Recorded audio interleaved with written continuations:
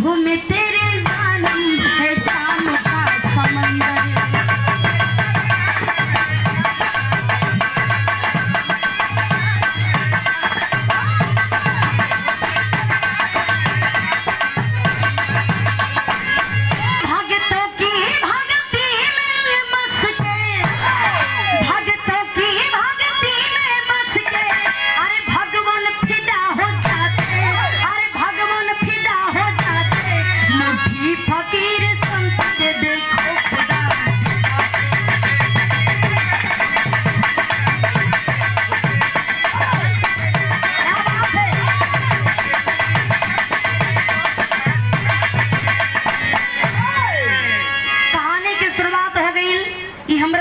विश्वास भाई कहानी आप लोगों की पसंद आई, जरा ध्यान से हमारे माता भाई लोगन भी कहानी के सुनी हम कैसे मास्टर। भोज के इतिहास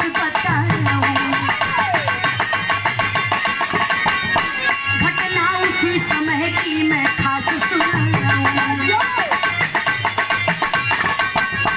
आए हैं द्वार साधु एक हरिद्वार से, सम्मान किए राजा बैठाए प्यार से।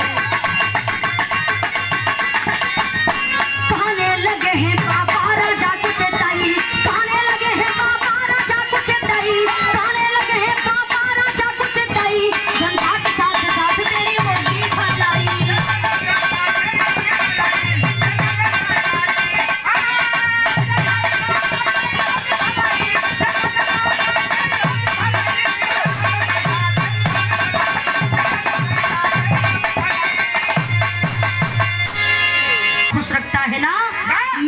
बहुत ही प्रसन्न हूँ। एक काम करके हमसे तो कोई वरदान मांग ले। राजा भोज हाथ जोड़ करके कहने लगे कि प्रभु आपकी कृपा से हमारा पास कोनो चीज की कमी नहीं हो।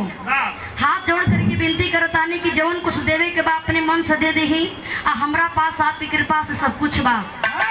इस बात को जब साधु बाबा सुनते हैं, साधु बाबा सुन करके कहने लगे कि राजन जब तुम्हारे पास सब कुछ है तो मैं ज्ञान रूपी बात तुझको बतलाता हूँ। देखें साधु बाबा कहे लगलन कि जीवन में हमारी चार बात हमेशा हमेशा के लिए याद रखिए। जो सोएगा वह खोएगा। दूसरी की बात हमारी हो कि यदि तोहरे राज में कोनो दुश्मन भी आ जात बा, यदि घर के अंदर आ गई तो वो दुश्मन के दुश्मन ना बल्कि अपन अतीत समझ करके, अपन अतिथि समझ करके, मेहमान समझ करके ओकर सम्मान करे के चाहिए।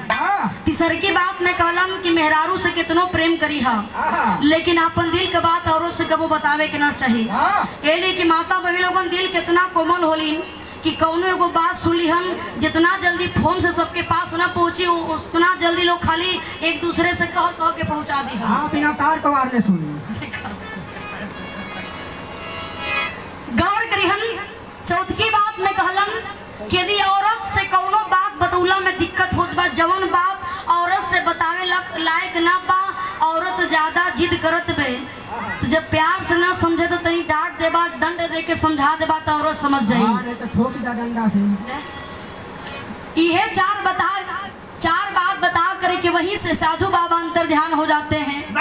गौर करिए राजा भोज कलन कैसन कितना बाबा अइलन कितना गइलन, लेकिन हम में चारों बतिया के सिद्ध करब कि चारों बतिया सही बा कि गलत बा। पहल की बात के विचार किलन कि बाबा पहल की बात में कहले उन की जो जागेगा वह पाएगा। तनी आज रतिया भर हम जाग के देखें कि सचमुच जगला से हमरा के का मिलता।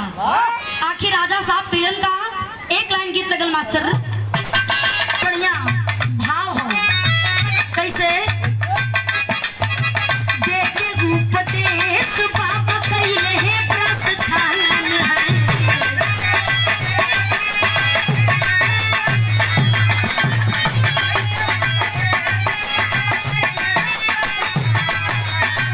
देखे उपदेश बाबा कैले प्रस्थान, राजा पहले ही दिन में, राजा पहले ही दिन में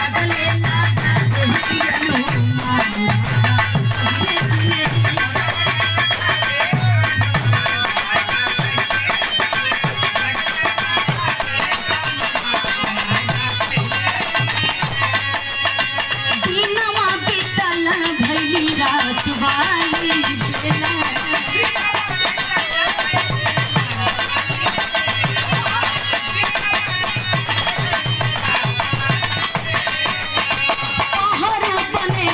राजा कहिए झमेला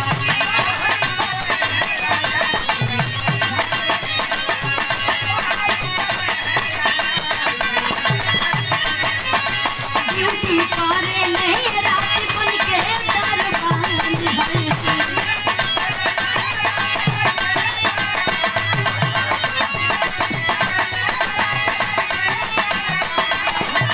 ड्यूटी करे नहीं रात बन के दरबान राजा पहले दिन महाराजा पहले दिन लगले लागा गई हनुमान राजा पहले दिन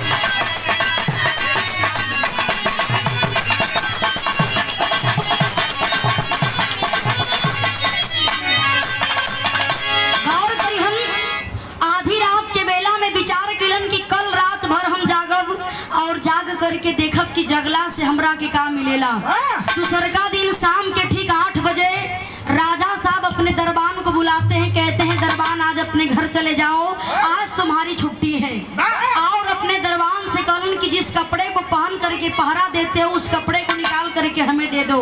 आदेश को पाता है दरबान, कपड़े को निकाल करके राजा साहब को दे दिया।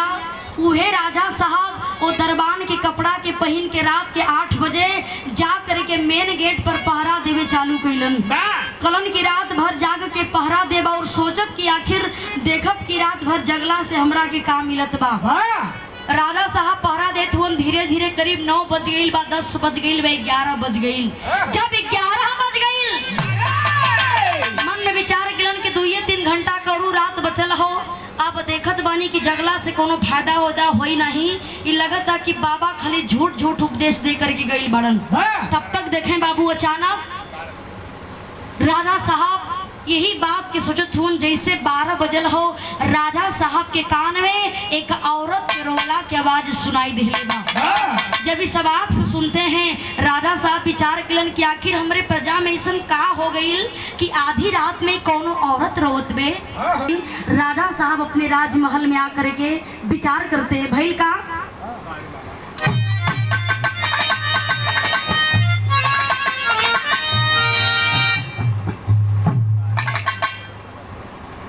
गौर करिहन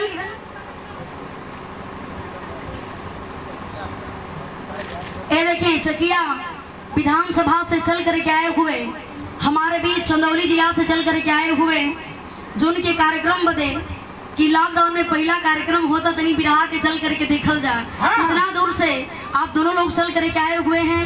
ये आपके द्वारा सम्मानित पुरस्कार जो बड़े ही सुंदर गायक कलाकार भी हैं चंदन लाल यादव जी, ये आपके द्वारा 200 रुपया दे करके आपने सम्मानित किया। बहुत बहुत आपका सम्मान करते हैं, स्वागत करते हैं। लेकिन कहना है मास्टर गीत लगल कैसे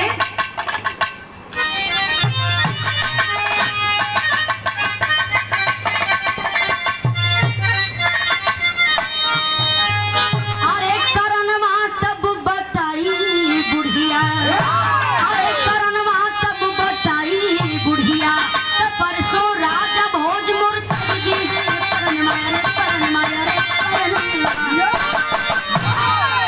राजा साहब इस बात को सुन करके चकित हो जाते हैं कि परसों भोर में हमारी मौत हो जाएगी।